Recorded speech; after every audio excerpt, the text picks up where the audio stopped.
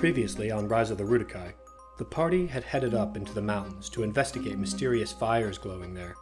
In those heights, they found a band of Shemitians who had captured a girl from their village. In a fierce fight, the party defeated the Shemitians and saved the girl, though in the process, Ivar had become gravely injured. They took refuge at their hometown of Seaspear, enjoying a hero's welcome. January 3rd. Overnight, a heavy and unseasonable blizzard sets in, nearly a month earlier than the usual time for such weather.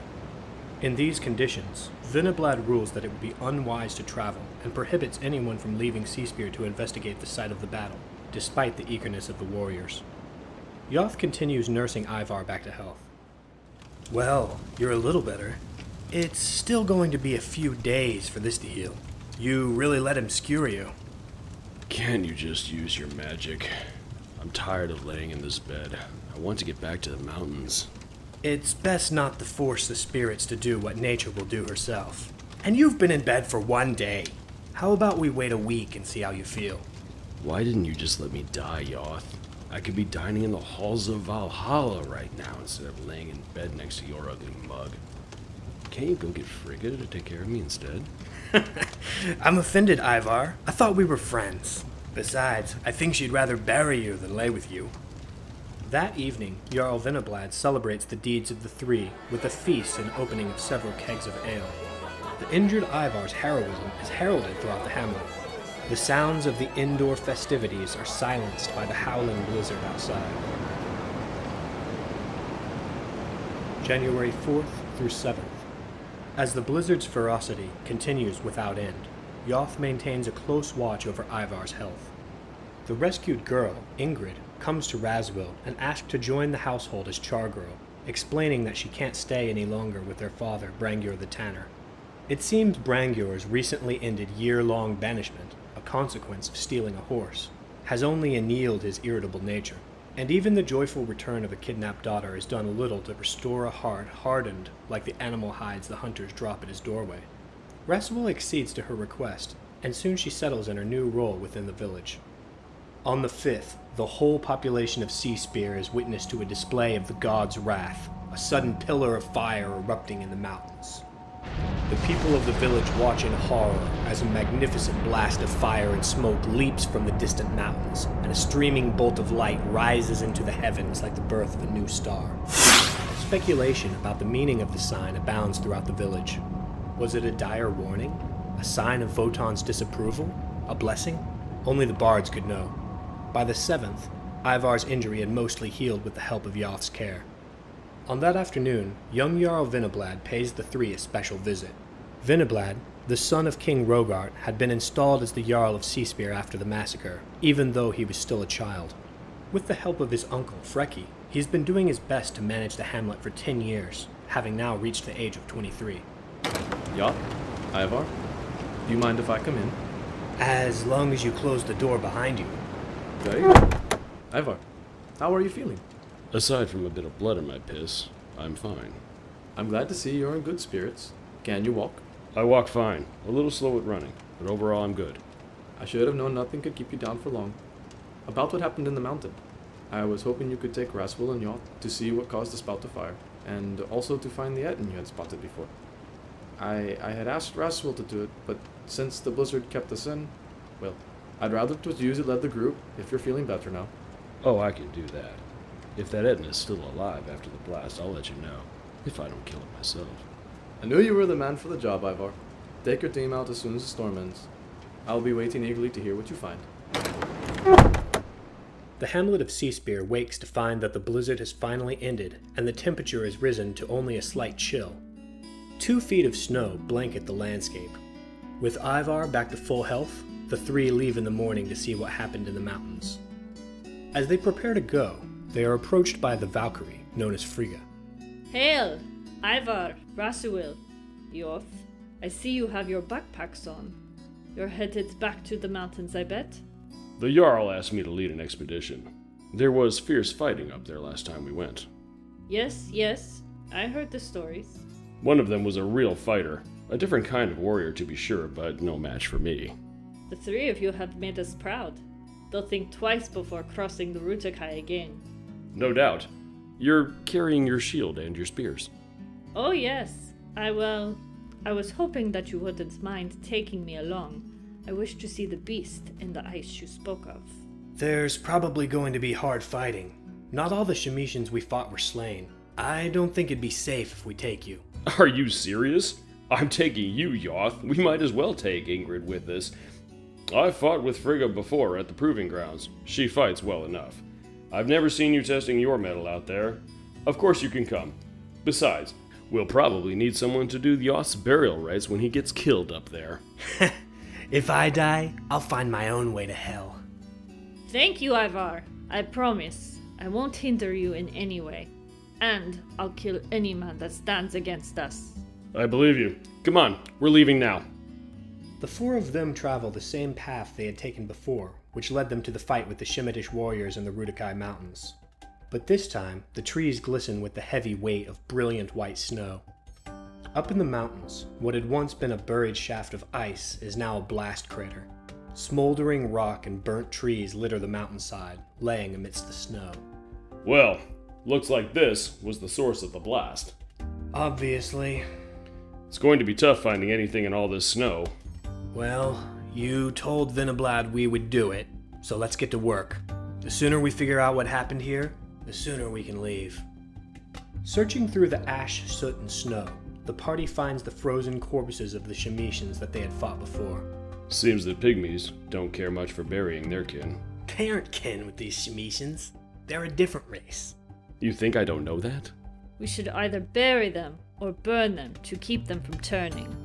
Burn those two. We'll bury the one that wounded me. He at least deserves that. As the three set about putting the Shemitians to their final rest, Raswell finds a couple of strange bits of metal. They looked like they had formerly been some kind of bracelet, but they were mangled as though they'd been chewed. Raswell rushed the little bits of metal over to Yoth. Yoth, do you know what this is? It's not copper or bronze. It has a strange look to it. Give me that! This is orichalcum, the same metal that's used in my staff. This is magical stuff. Where'd you find it? It was lying in the snow. Careless to lose a thing like this. I wonder how it got here. Yoth slipped the piece of gnarled jewelry into his pocket as Frigga finished her burial ritual, setting to rest the body of the Shemitian Ivar wished to honor. Heading over to the edge of the hole where the shaft of ice had previously been, the three peer down through a plume of rising smoke and see that the place where the Etten had formerly been was now a ruined pile of rocks and smoldering stone. It's destroyed. Nothing could have survived a blast like this, not even an Etten. You're sure about that? Sorcerers understand these things, Ivar. Hear that, Ivar? Listen to your friend. Okay, well, what do you think caused the fire then? Spirits sometimes act in curious ways. The mountain is a living thing, with flesh and blood like you and I.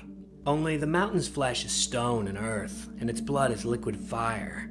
I think the Etten was like an infection, and the spirits of the mountain rejected it once they knew it was there. Like leeching a poison from a wound.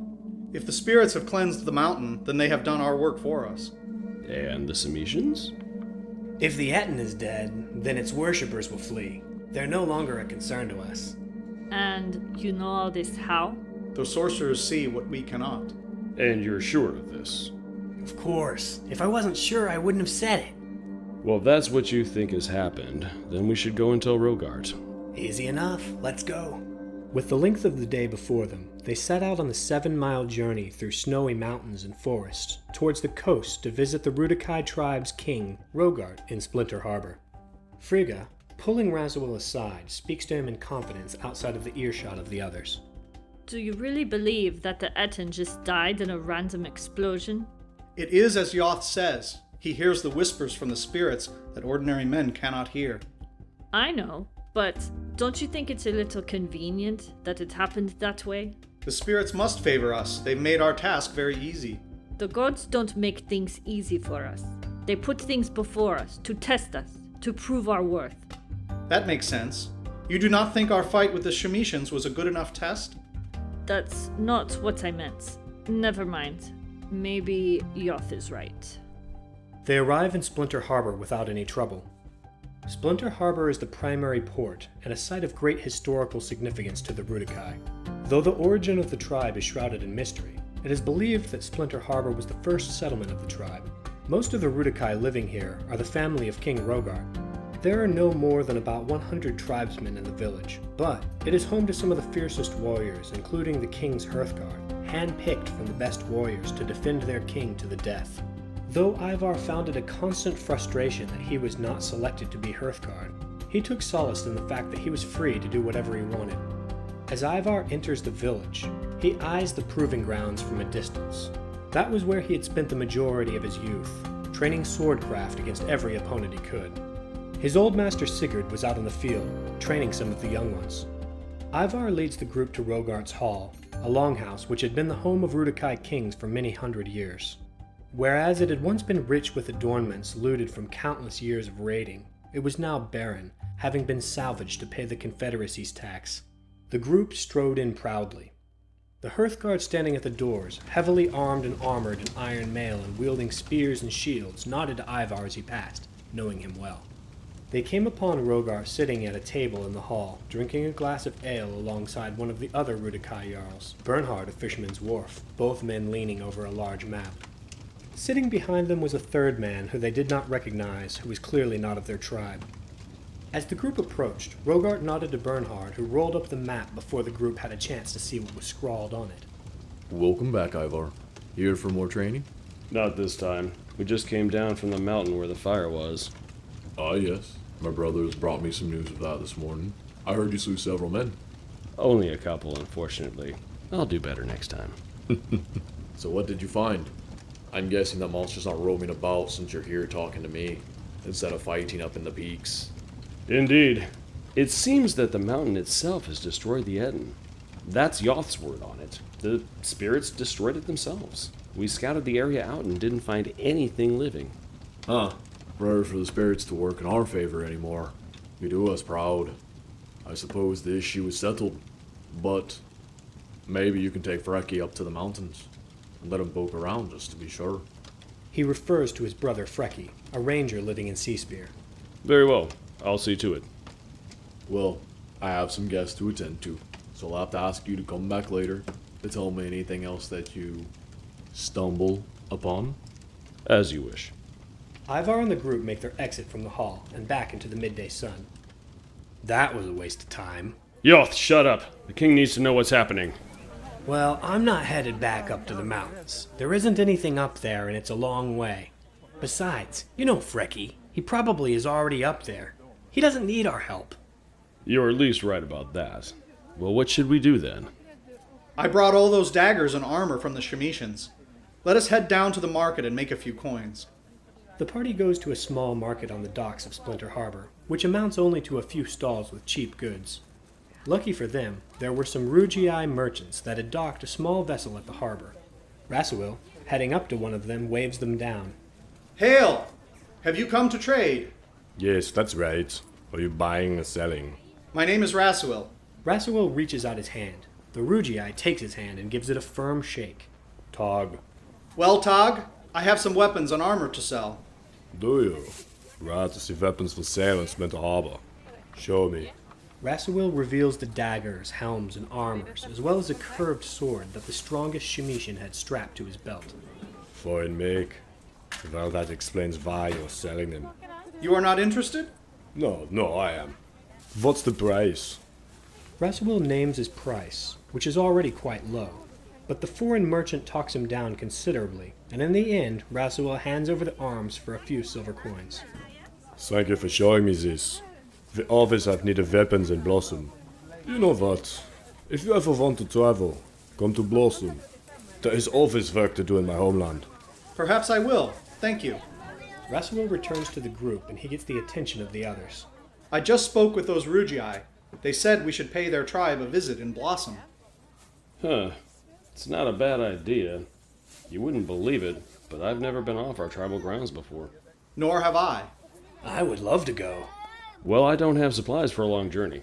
I made some silver from those merchants. I could buy us some food and supplies. Perfect. Let's do it. I don't see why not. Rasuil, buy us what we need. Frigga, what do you say? Come along, or back to Seaspear? No. I'd love to come along. I've never been away from the tribe either. We are all in agreement then. Let's do it. Rasuel used the coins he had just made to buy a tent, some rope, large water skins, and many days of rations, plus a small sharp knife. It's a long way to Blossom. I've seen the maps before. We have to make sure we aren't caught outside at night. We can stop at Talon's Peak tonight and make the long part of the journey starting in the morning. We have to get there before the sun goes down. I think we can make it to Talon's Peak tonight, as long as we don't waste much more time. We have about 4 hours of sunlight left. The four head out through Splinter Harbor through the north, but before they can leave, Ivar is waved over by his master Sigurd, who noticed him passing by the proving grounds. Hail, Sigurd! It's been a while. 3 months, if I recall. I was hoping you could help for a moment with the instruction. I've got a young one here that won't hold his shield up when he fights. Well, I can't stay long. I'm headed up north, but I can spare a few minutes. That's good enough. Come over. Ivar hops the fence that separates the proving grounds from the rest of the town, and takes up a wooden waster and shield from the weapon rack, swinging it to test its weight, and approves. Ivar follows Sigurd over to the group of students and sees Wolden, one of Rogart's son who has yet to partake in the Awakening, the hunting ritual which serves to separate Ruticai children from free men. Ivar smiles, seeing who he would be teaching a lesson to. Wolden, I didn't realize they let little welts like you on the proving grounds. It seems the standards are falling. Wolden spits at Ivar, the little ball of spit falling down on Ivar's boot. Ivar looks down at his boot, and then back up to Wolden. What's the lesson going to be for today? The boy thinks that he can't be hit, even by a real warrior. He says I can only hit him because I'm a swordmaster. Sparring, then. Is that right, Wolden? You're a weaver already before you're even a man. Let me see your skill. Ivar gets in a solid-footed stance, one of the first stances that are taught to young Ruticai. His sword pointed out from the hip alongside the shield, which guards his upper body to his eye level, and threatens to thrust anyone who would charge him. Well, come on. Move! Ivar dashes forward and raises his blade for an overhead strike. The rapidity of the movement causes Wolden to jump on his back foot and hold his shield awkwardly over his head, blocking his own eyesight. Ivar didn't take the strike. I don't remember that move from my training. Sigurd, maybe you can show me that one later. Wolden, exasperated, grits his teeth and rushes for an attack, with a speed impressive for a child. He slashes overhead, imitating Ivar's attack, but telegraphing the motion. As Sigurd had suggested earlier, Wolden moved his shield to the side when he attacked, exposing himself to thrusts. Ivar thrust his waster forward and jabbed Wolden hard in the chest, the boy's weight contributing to the force of the impact. Wolden's strike clattered harmlessly off of Ivar's raised shield. Wolden stumbled back, rubbing his chest where the sword had hit. A master doesn't choose between attack and defense. He does both at the same time. Wolden charges again, this time with his shield up, and his sword high above his head, trying the same strike again. Ivar, knowing how he means to attack, raises his sword into a hanging guard, Wolden's strike sliding harmlessly off the blade to the side. In the same instant, Ivar drops his shield and grips Wolden's shield edge, yanking it back, delivering a high kick straight to Wolden's exposed chest, knocking him off his feet onto the ground. Ivar, still holding Wolden's shield, casts it to the side. Wolden, you have to stay on your feet when you fight. Wolden jumps up to his hands and knees and leaps towards Ivar. Ivar slaps him with the waster as he approaches, which according to the rules of the proving ground should have been the end of the round. You're hit. Stop! Wolden ignores the blow and charges into Ivar, grappling him. Wolden reaches up to Ivar and grabs at his throat, squeezing. Ivar, realizing that the boy is out of control, lets go of his sword and spins his torso, landing a heavy elbow on Wolden's forehead, opening a cut and staggering him. As Wolden stumbles back, Ivar grips Wolden's left hand with both of his own and twists, throwing Wolden to the ground. Ivar, kneeling over Wolden's body and pinning it, checks to see if the boy has come to his senses, but Wolden is still struggling. Ivar brings back his fist and with all his might delivered a hook to Wolden's head in front of his ear. Are you done? Yield! Wolden continues to struggle, and Ivar brings his fist back as though to strike again. Yield! Wolden stops moving and looks up into Ivar's face with anger, ignoring the pain that he must be feeling from the two terrible blows. Ivar steps back from his foe, leaving Wolden to dust himself off and crawl back to the line where the other students were watching in amazement. Wolden touches his head in the two places where Ivar had hit him and pulls back his fingers, revealing blood. All of you have much to learn. Even you, Wolden. Especially you. Act like that in a real fight and you'll be dead before you can blink. A master strike protects and attacks at once. If my waster had been a real sword, he wouldn't have had the chance to have his ass kicked. He would have been dead before he even touched me. What we do on the proving grounds is no game. We suffer in here so that we can make our enemies suffer on the battlefield. To be as good as me, you have to work hard, and if I hear any of you are wasting Sigurd's time, you'll get a visit from me personally! Well said. That's enough for now. You are all dismissed for an hour. I expect you to be back for more training before sunset. The boys wait a moment, none of them wanting to be the first one to leave, but at last, Walden leads the pack of them away from the proving grounds and down to the dock. I'm having trouble teaching him. No surprise there. He's an idiot. I suspected as much when I talked to him before, but that was the first time I got to fight with him. He learns well by mimicking, but speaking with him is like speaking to a stone. I've noticed that.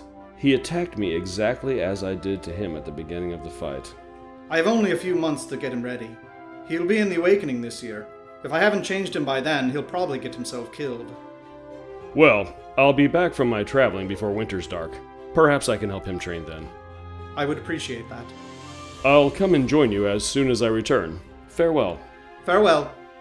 Ivar rejoins the group as they gather themselves for travel. Talon's Peak is hardly a mile away from where they had fought the Shemitians before, but it would be a tough hike to take with only a few hours. With the wind in their face, they travel back through the forest to Talon's Peak, where they plan to stay a night before making their first journey away from their tribal lands to distant Blossom.